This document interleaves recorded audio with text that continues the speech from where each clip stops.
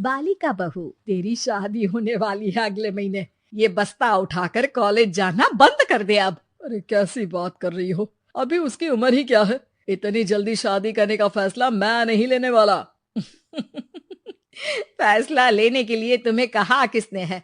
अरे मैंने कह दी शादी है तो है अगले महीने। बेचारी अमिता करती भी तो क्या, छोटी सी उम्र में बन जाती है अपने से 2 गुने उम्र के आदमी की बीवी। शादी के बाद देर रात पति घर आता है। खाना लगाओ, भूख लग रही है। अमिता खाना लगाती है। ये क्या बनाया है? वो सारा खाना फेंक देता है। कर्म ही खराब थे जो इतनी कम उम्र के लड़के से शादी करा दी। तभी वहाँ अमिता की सास आ जाती है। अरे हमें क्या पता था कि ये इतनी कामकाज में ढीली है। इसकी माँ ने तो कहा था रॉकेट की स्पीड से काम करती है। अमिता को आए दिन ससुराल में ताने, गालियाँ और कभी कभी तो मार भी पड़ती। सुन जा, अपनी माँ को बोल 50,000 रुपए भेजे, फ्री में नहीं रखना है तुझे।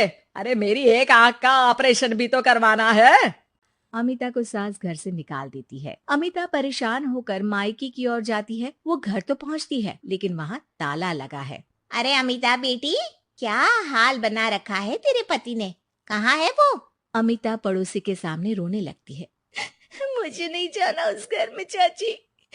मेरे मम्मी पापा कहाँ है? उन लोगों ने तो ये मकान छोड़ दिया बिटिया। वो लोग तो कहीं और शहर चले गए, तुझे नहीं बताया? अमिता जोर जोर से रोने लगती है। नहीं बताया? ये क्या कर गए माँ पिताजी मेरे साथ? मेरी जिंदगी तो नर्क से भी खराब है। अब मैं क्या करूं? अमिता रोते हुए वहाँ से जा रही होती है कि उसे एक औरत मिलती है। अरे सुनो तो, रो क्यों रही हो? तो क्या करूं, हंसू? अमिता उस औरत को अपनी सारी कहानी बताती है। देखो, मेरा सिलाई का काम है। अगर तुम चाहो तो मेरे साथ ये काम कर सकती हो। बदले में मैं तुम्हें रहने की जगह, खाना और 1 दिन का 100 रुपया भी दूंगी। अमिता कुछ सोचती है और फिर उस औरत के साथ चल देती है। अब क्या था, अमिता की जिंदगी अपने मायके और ससुराल से दूर एक नए सिरे से शुरू होती है। रहना खाना फ्री होने के कारण अमिता रोज का पैसा बचा लेती। वो आसपास के लोगों के भी कपड़े सिलने लगी। और एक दिन सिलाई सेंटर की एक औरत कहती है, अरे वो साड़ी की कंपनी है ना, वो बिक रही है। पास बैठी अमिता सारी बात सुन रही थी। हाँ हाँ, बिक तो रही है, लेकिन उस बंद पड़ी मनहूस कंपनी को खरीदेगा कौन? तभी तो इतनी सस्ती बिक रही है, लेकिन कोई खरीदार नहीं है फिर भी। कितने की बिक रही है? अरे पूरे 5 लाख में मशीनों के साथ। लेकिन यहाँ कोई लेबर काम नहीं करेगा। पुराने मालिक ने किसी को पैसे ही नहीं दिए। उन लोगों ने कहा है कि जो नया मालिक आएगा वो लोगों को पैसा देगा।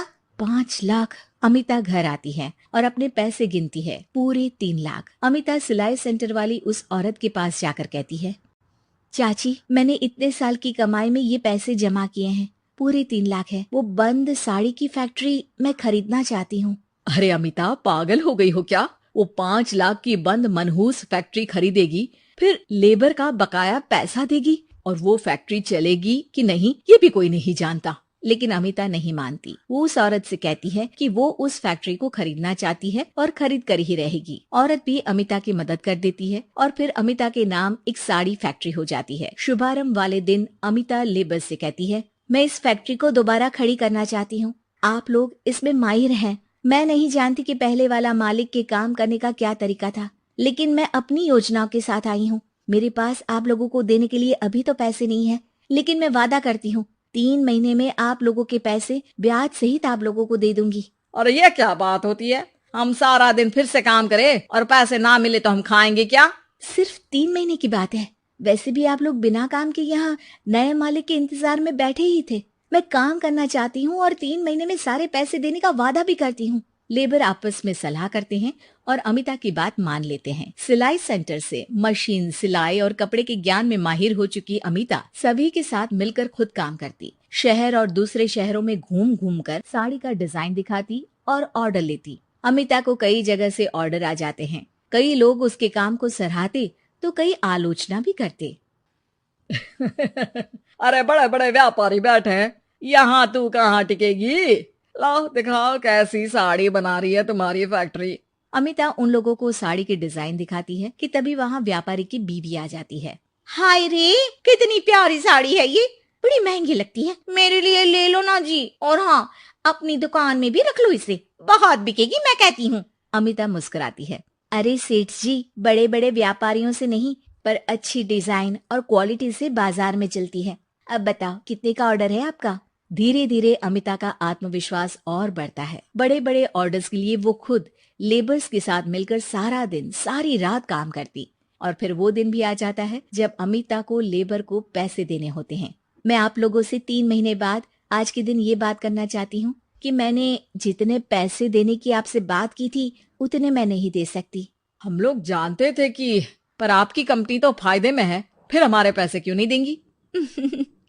मतलब आप लोगों के बकाया पैसे, ये 3 महीने के पैसे और ब्याज के साथ मैं आप लोगों को 10% का मुनाफा भी दूंगी। सभी खुश हो जाते हैं। मेरा कोई परिवार नहीं है, लेकिन दिन रात आप लोगों के साथ काम करके मुझे आप लोगों में ही अपना परिवार दिखता है। अमिता की फोटो पेपर में छपती है। उसके बिजनेस मॉडल को पढ़ने के लिए कई बच्चे भी उसका इंटरव्यू करते हैं। अब अमिता 1 से 2 और 2 से 4 फैक्ट्री खोलकर देश में बड़ा नाम कमाती है।